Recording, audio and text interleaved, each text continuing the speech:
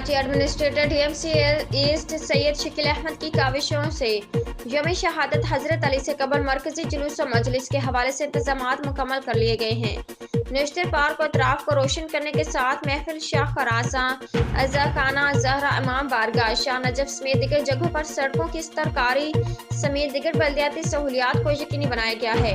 यौम अली से कबल बल्दियाती इंतजामात यकीनी बनाने पर जाफरिया अलायंस पाकिस्तान के सदर शबीर रजा जैदी ने एडमिनिस्ट्रेटर सैयद शकील अहमद को नेशनल पार्क और गर्दनवाह के दौरे के दौरान जबरदस्त अल्फाज में सराहते हुए कहा है कि यौम अली के हवाले से बेहतरीन इंतजामात किए गए हैं, जिस पर सैयद शकील अहमद और उनकी टीम तारीफ के मुस्तहिक हैं।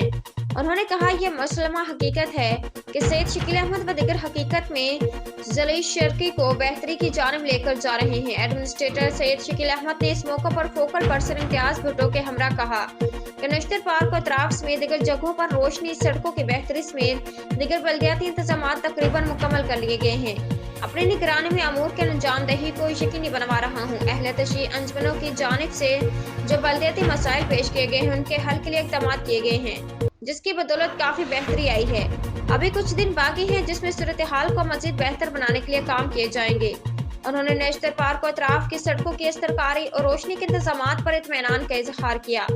इस मौके पर जाफरिया अलायंस के सदर व दिगर ओहदेदारान समेत DMC ईस्ट के अफसरान भी मौजूद थे। उम्दा में पकाएं और जी भर के खाएं।